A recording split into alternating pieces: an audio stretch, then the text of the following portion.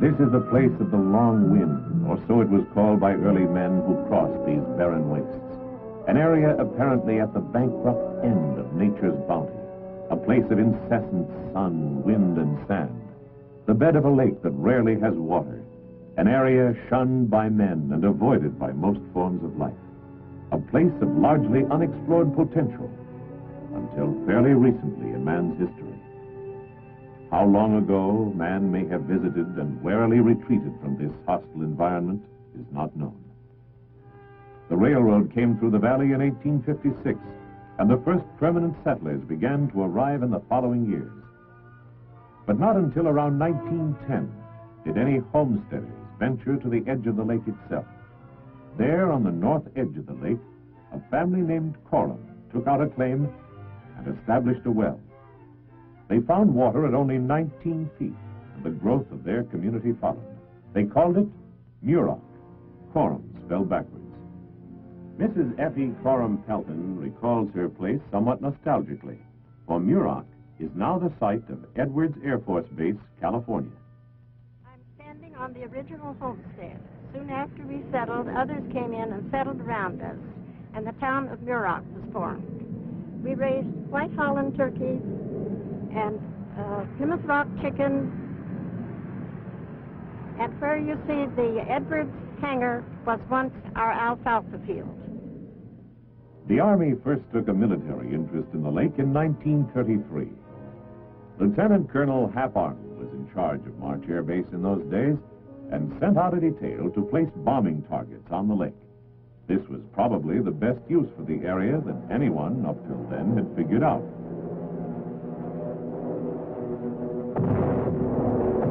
Tech Sergeant Harley Fogelman once wrote that he was in charge because they couldn't get any officer to stay out there.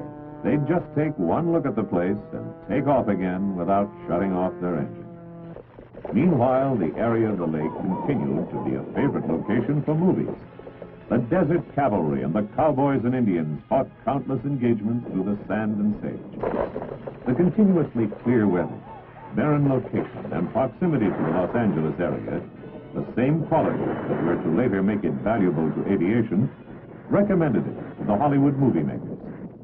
In 1937, the entire Army Air Corps, all 200 planes, encamped on the lake for maneuvers and bombing practice. December 7, 1941, the world became aware of the real importance of air power.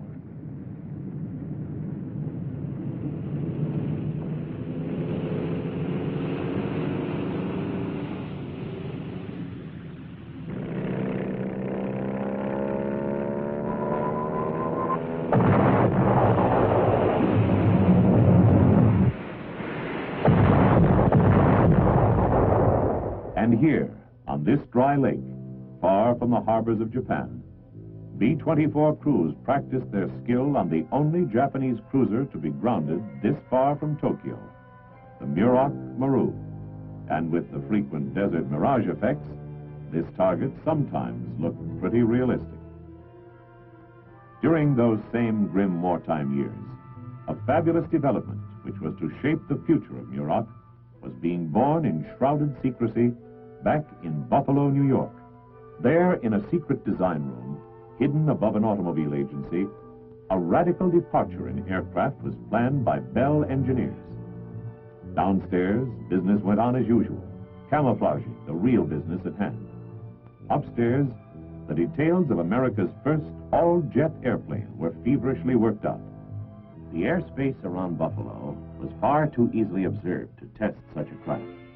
And so, in the fall of 1942, the Bell XP-59 plane was placed on a heavily guarded train and shipped west to MUROC.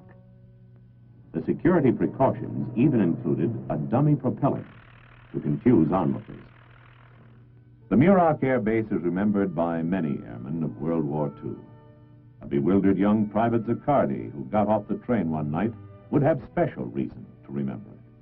Boy, do I remember this railroad station. When I first arrived here as a scared young private in October 1942, not knowing anyone here, it was cold and dark, I asked the railroad station master here where I was to report to. He pointed across the lake bed there, the lights, and said, "There's 12 miles. Start walking." So I put my duffel bag on my shoulder and I walked those 12 miles. There, in a secret base at the west end of the dry lake, he became acquainted with the Bell XP-59. He became part of its crew, and there in 1942 witnessed the history-making launch of America's jet-propelled flight.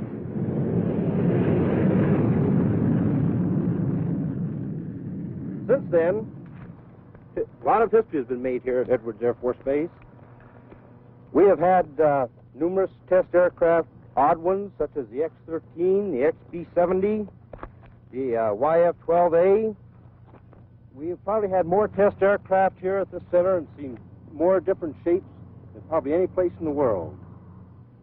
Just 5 years after the first jet flew at MUROC, another radical aircraft, one of the X-series experimental rocket planes, broke the sound barrier. The following year, 1948, the flight of still another experimental craft, XB-49, the Flying Wing, ended in tragedy. This incident gave the base its present name in memory of the pilot, Captain Glenn W. Edwards.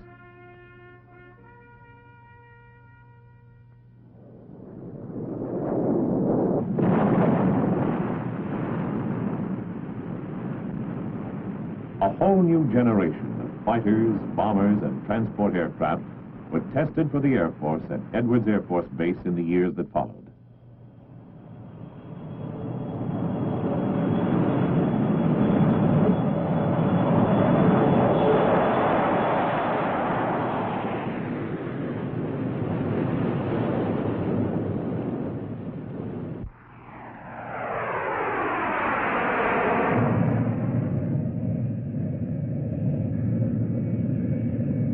The lake bed, with its nearly limitless expanses of suitable landing area, has been conservatively estimated to have saved over $2.5 billion worth of these aircraft, saving not only dollars, but valuable experience and development time as well.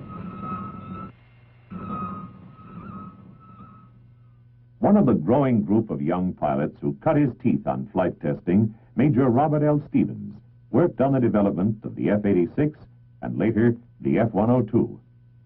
Test director of the YF-12 and SR-71 test programs, Colonel Stevens has seen flight testing grow from a seat-of-the-pants talent into a highly exacting science. In the early days of testing here at Edwards, test pilots like Colonel Joe Rogers and myself got a quick briefing, slipped into our G-suits, went out to the F-102, kicked the tire, lit the fire, and took it up to see what it would do. But today, in the test flights of the YF-12, we have several hundred people riding along with us by way of ground telemetry and other instrumentation. In preparation for one of our YF-12 test missions, we first go through a complete pre-flight briefing of the mission. This is attended by all the participants, the test pilot and systems operator, the flight test engineer, maintenance crew chief, and the systems and data engineers. YF-12 935 should be in commission for a 1300 launch. Sergeant Peak, is the aircraft about ready to go? Real fine, sir. We've got about 10 more minutes on refueling, and then we'll load the personal equipment and be ready, sir. Very good. I guess the only thing left is the radar. Colonel Andre, what's the late reading on the radar condition? Tony, has the antenna control problem been repaired? Yes, sir. That was taken care of last night. Fire control system is in commission and ready to go. Very good. Then we put on our full pressure suits for protection in the hostile environment of the stratosphere should the cabin pressurization malfunction. After ground checks are complete, the engines are started and the aircraft taxied to the runway for takeoff.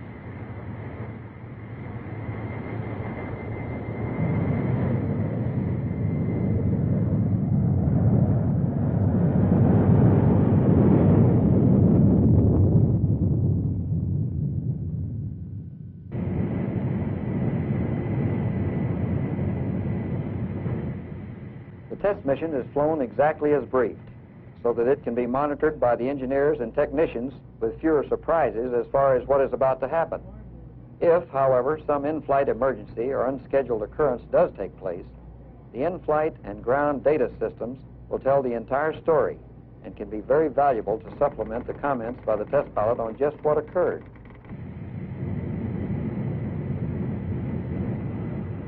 Along the high range at Edwards are located a multitude of exceptionally accurate radars, communications and telemetry stations, Ascania camera stations that can pinpoint the position of the aircraft to within a few feet at any time.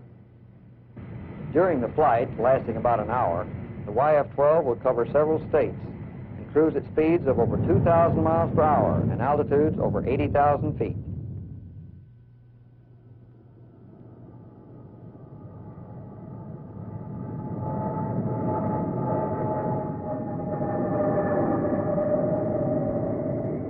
After the mission, the same people who attended the pre-flight briefing gather for the post-flight briefing, where the entire flight is recapped from beginning to end. In-flight discrepancies as well as design deficiencies are covered in detail, and the end result is a vastly improved weapons system. Generally speaking, gentlemen, the mission went pretty much as scheduled. I think it was a very successful dry run. So if everyone's here, we'll start the debriefing. Modern flight testing is an incremental business, where progress is made in small, solid steps, not bold leaps. But each step adds to our ability to move farther into the hostile environment of these unknown areas with increased confidence. The XC-142 is another new approach to an old problem. Explored in cooperation with the Navy and the Army, but managed by the Air Force, the XC-142 program is a tri-service project. From this program, a rather novel idea about flying is emerging. Operating like both a helicopter and a conventional airplane, it requires versatile pilots, and these tri-service pilots are writing the book by which they'll be trained.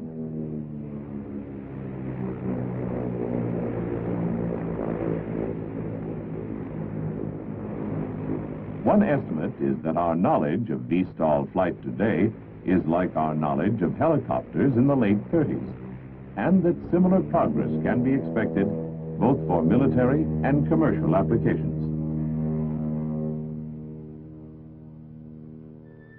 Across the lake bed, on a futuristic ridge of rock, the power plants of far more advanced aerospace systems undergo the same kind of careful evaluation at the Air Force Rocket Propulsion Laboratory. One such is the mighty Titan III, which since these tests has proved itself a standardized space launching system, the first large booster to be designated by the Department of Defense strictly for space purposes. On February 12, 1965, a Titan IIIA rocket hurled its third stage into orbit as a flying launch platform and, in a space-age first, executed a series of maneuvers involving 4 orbit changes and 3 satellites. One of its payloads is the Initial Defense Communications Satellite Program, designed to provide the Department of Defense with instantaneous worldwide command and control of its forces.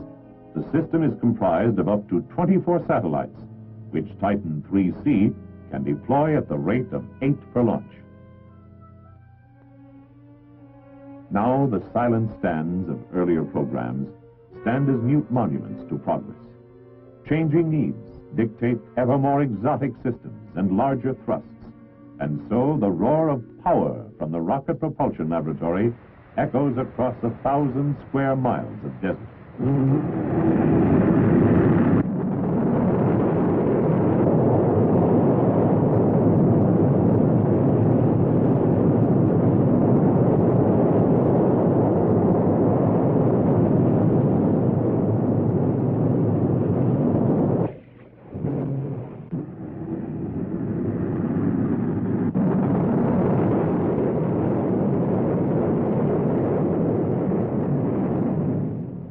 Not all firings are heard at such distances.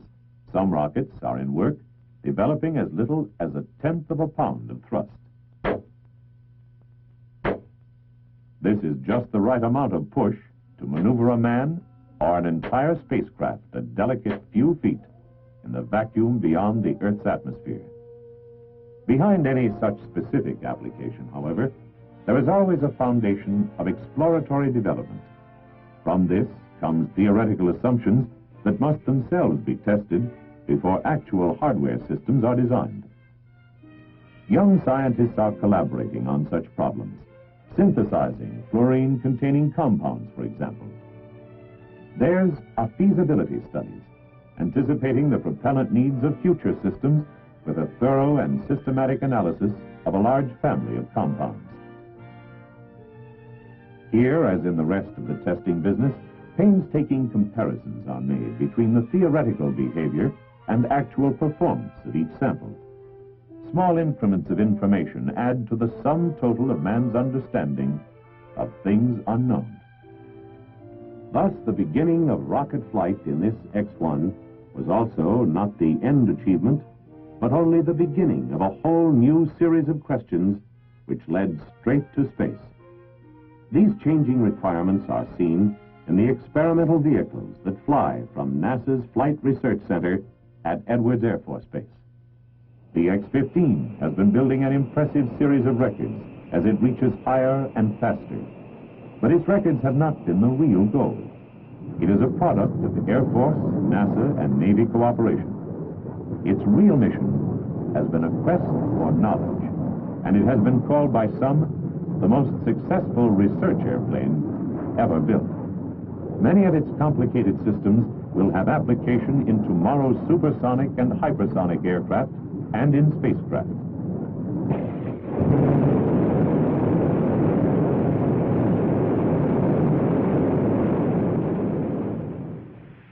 Strictly out of this world is the LLRV, or Lunar Landing Research Vehicle, exploring the problems of flight in the entirely different environment of the moon. The vehicle is maneuvered by 16 small rockets.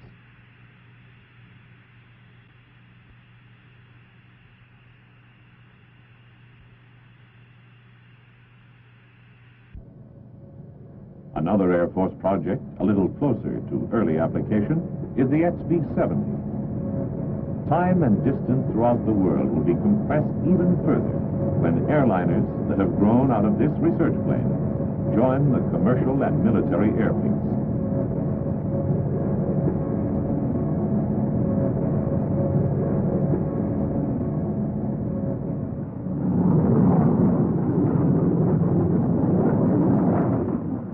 Perhaps the most prophetic activity in the National Space Program is one that demonstrates what may be the ultimate destiny of the lake. Men have long dreamed of exploring space and returning to Earth in pilot-controlled flight, selecting a landing site anywhere within a continent.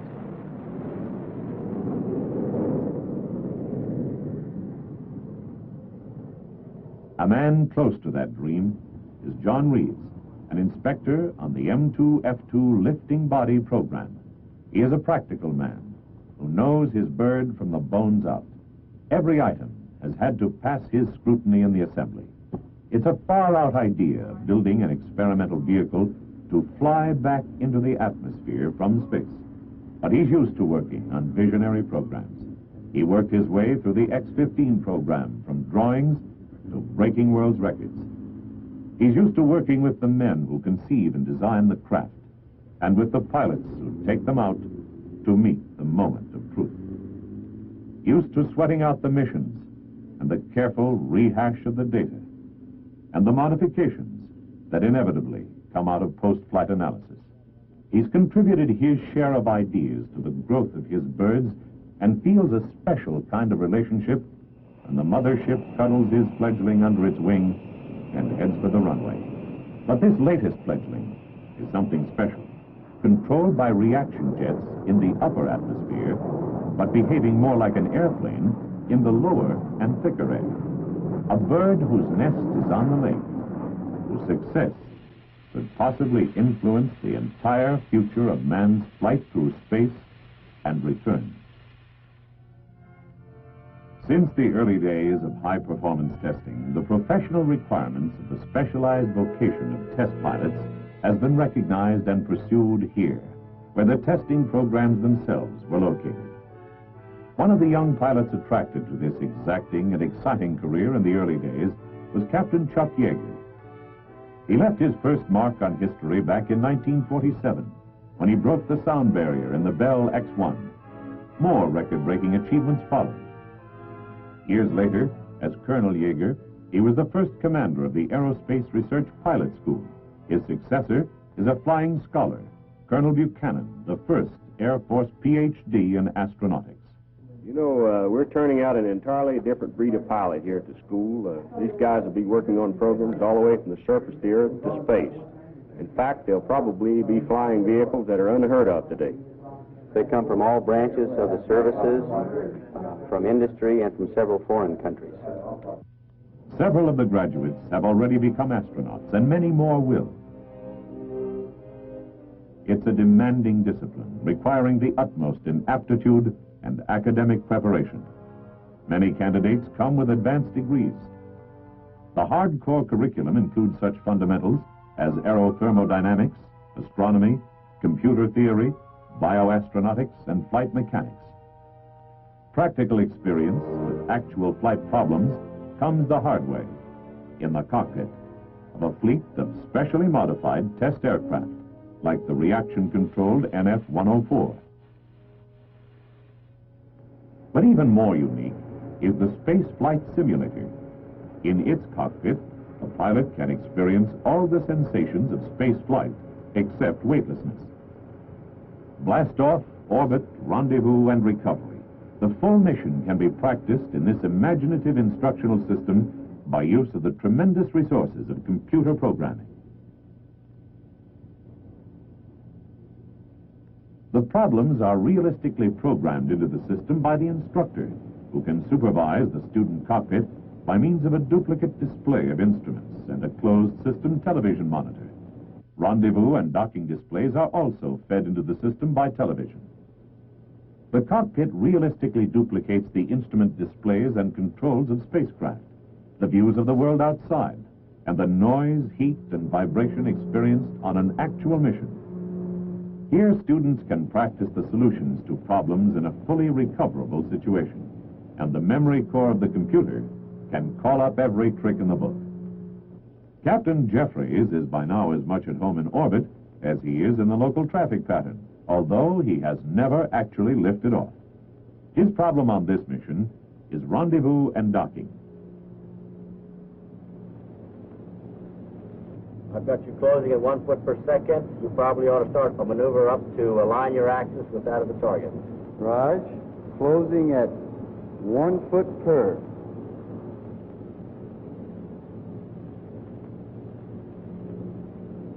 At mission's end, recovery techniques can be practiced.